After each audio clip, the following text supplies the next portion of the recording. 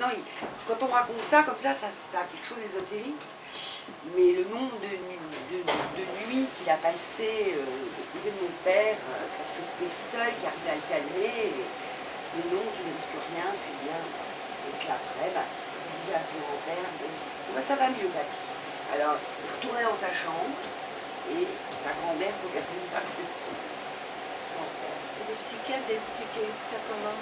Une insécurité subite, un infantilisme, comment? Mais il n'expliquait pas. Hein. Il n'expliquait pas. Et vous n'avez jamais rien expliqué. Et vous faisiez la démarche d'être toujours calme? Toujours. Vous avez toujours été calme? On a toujours été très calme. Et attention, hein, moi je t'ai suivi par un psy aussi. Hein. Et toutes les semaines, j'allais voir un psychiatre. Et qui m'avait dit surtout, vous ne rentrez jamais dans son délire, comme certains parents qui, par exemple, s'éclairaient à la bougie parce que pour leur fils, les mauvaises ondes arrivaient par l'électricité. Donc, ils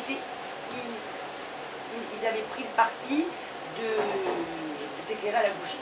Bon, si vous tombez là-dedans, c'est fichu, quoi. Vous résistiez quand même doucement, mais tout en lui expliquant les choses, ou en essayant d'être... Ça devait être difficile. C'était souvent ingérable. C'était souvent ingérable. Mais le pire, c'était quand on n'arrivait pas du tout à reprendre contact avec lui. Il s'isolait vraiment, prostré. Prostré. Dans le noir. Dans le noir. Prostré dans le noir, ne sortant que la nuit. Alors on avait pris l'habitude, quel que soit l'endroit où il soit, il y avait toujours des boîtes de sardines, des boîtes de pâté. Tout ce qu'il aimait, quoi. Tout ce qu'il aimait et qu'il mangeait en pleine nuit. Qui aurait pu être appétant pour lui. Voilà. Voilà.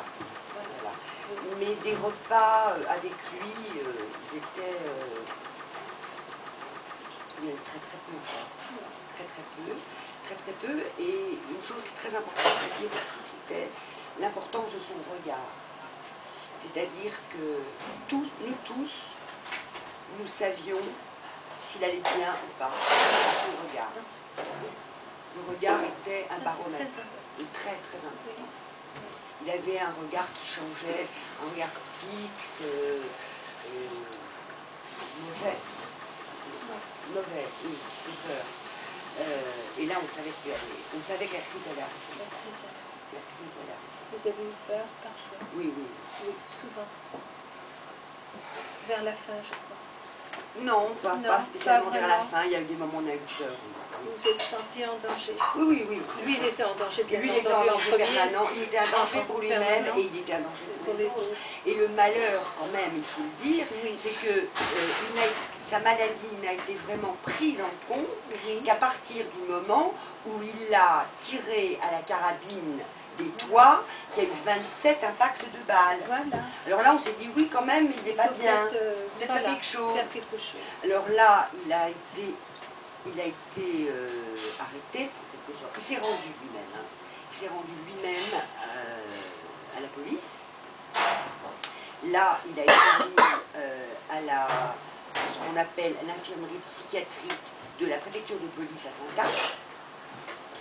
C'était un samedi après-midi. J'ai été convoquée le dimanche matin à 8 h.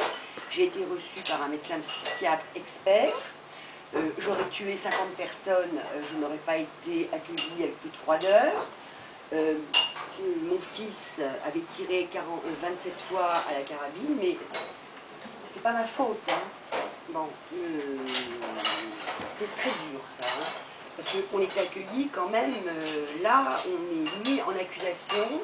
Madame, votre fils a tiré 27 fois à la carabine. Ben, je dis oui, je sais. Bon. Il avait quel âge? Là, il doit avoir 22 ou 23 ans. Ouais, 22 ou 23 ans. La date exacte. Et là, il a été mis en placement d'office. Et moi, j'ai dit Alléluia. Oui. J'ai dit Alléluia. Enfin, on va s'occuper de lui. Donc, il a été mis en placement d'office. Et là, on l'a contraint à avoir comment ça s'appelle, un traitement par piqûre alvéolaire. Ça a été le seul moment de sa maladie où pendant 1 an et demi, on a été à peu près tranquille, enfin, tranquille entre guillemets, hein, parce que la piqûre a été retard, pardon, faisait une camisole chimique qui arrangeait bien les choses. Mais il ne l'a plus accepté parce que ça faisait énormément grossir et qu'il avait l'impression d'être un animal de laboratoire compliqué. Donc sa psychiatre de l'époque a préféré arrêter le traitement par piqûre pour ne pas briser le lien psychiatre-patient.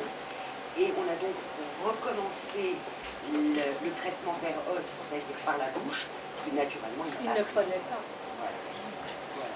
Vous retrouviez des cachets. Et ça a été, voilà, on retrouvait les cachets, cachés, parce que très bizarrement, et c'est là que c'est pervers, quand il ne prenait pas son traitement, on le retrouvait toujours caché derrière des tableaux, derrière... Il voulait que vous les retrouviez? Ouais. Certainement. Certainement. Ou inconsciemment, je ne sais pas. Je ne sais pas. Et donc, à partir de ce moment-là, ça a été 10 ans d'hospitalisation, de déshospitalisation, de re-hospitalisation, enfin, avec des permissions de sortie. Alors, on était très contents quand il avait des permissions de sortie, mais on était toujours dans un état de nervosité, d'angoisse absolument épouvantable. Et nous allions le voir toutes les semaines à l'hôpital pédiatrique.